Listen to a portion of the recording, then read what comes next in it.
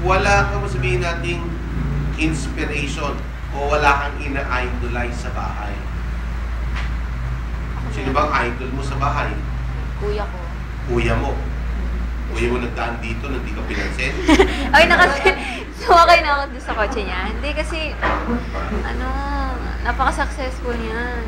Taas na ng rango niya doon sa, posisyon niya. Tapos may kotse na siya. Sa Raining Sigap, kuripot pa. Kasi, Tama lang. meron siyang, Okay lang yun, maging kuripot eh. merong, result. Kuripot. Sabihin mo, yung iba o hindi mapagbigay. Tama lang yun.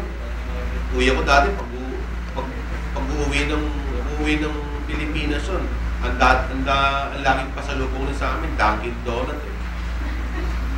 Pinagbabatuhan lang nga namin yung Dunkin Donut eh. Oo. Sabi namin, sumunod, Kuya, bihira ka naman. Susunod naman, iba naman uwi mo sa amin, huwag naman donut. Sige. Sunod naman doon, pizza naman ang inuuwi niya. Oo. Sumunod doon, nagsawa na rin kami sa pizza, hindi na siya nag-uwi. Paano? Amukot-mukot ko pagdadating, binata eh. Pag-uwi ng Pilipinas yun, Shakey's Malate. May light band doon. Kita mo, mag-trip doon sa mga tropa niya, gagastos ng libo-libo. For isang gabi lang yun. Alam, pagka Friday night, Saturday night, minsan ako nakasama.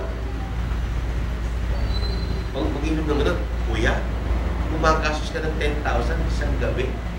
Para lang mag-ano yan, sabihan, ay, trabaho na kami sa barko. Ay, mahirap. At talagang dalawang ganito. Isa lang naman yung mangyari. Sabi ko, sana ako yung 10,000 nung yan. Gawin mo na lang akong 2,000 o 5,000. Logically. Sabi mo, paano ka sa bahay na lang, walang ganawa. Wala lang, may dumating na galing abroad.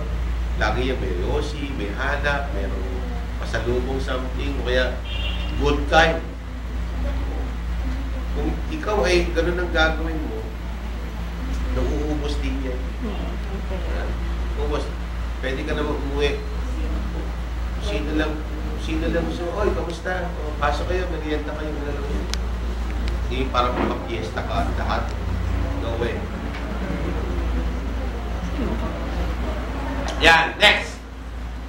Bakit daw? Yung process of successful goal setting. Dapat, una, you need to define your goal. Dapat yung goal specific. May time frame. Diba? Sabi natin, it is evaluating. Maki-evaluate mo yung isang ginawa mo yun. Paano malalaman kung tama o mali? Kung sobra o kulang? Yung isang bagay na yun. Hindi mo pagpaplanuan. May gauge, mayroong meter. Tama? Gusto mong bumili ng kotse. Anong kotse bibilin mo? Toyota. Anong model? Hilux. Model 2013. Hilux, sabi mo, mga nasa 1.7, 1.8 million. Less? 1.2? Depende sa, depende sa gusto mo. Ako, gusto ko talagang sasakyan ay hindi mo basta mabibili ng pag ganun-ganun lang. Hindi mo ng Ferrari. Hindi rin. Nasa Pilipinas ka eh. Okay? Hindi. Bus. Owner niya. Jeep. Pwede yun. O, sabihin mo, bumili. Yung tawag dito. Yung military jeep. Yung military jeep na Hammer. Hammer. Kaya yung iba, yung jeep, GEP, GWP. O, Sa akin, pwede rin sabihin mo na yung ano eh. Yung Toyota na Land Cruiser. O kaya yung sinasabi nating Isuzu Trooper. Montero, mga 2 million lang yun eh. Yung mga Land Cruiser na ano, mga 5 million. Yung malapat. Yung kahon.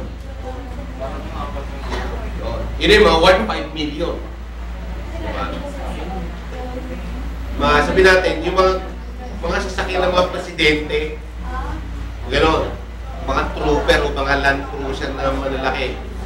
O kaya sabihin mo, at least specific, anong model? 2030. Diba? Gusto mong bahay, saan ka magbabahay? Sa Portofino.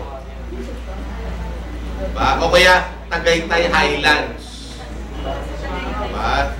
O Tagaytay Highlands. O kasi sa Portofino, dito sa may, sa may Ayala, Alabang, malapit na sa may Bacor na yan. Tanghari. Pinakamababa yata ang doon is 3 million.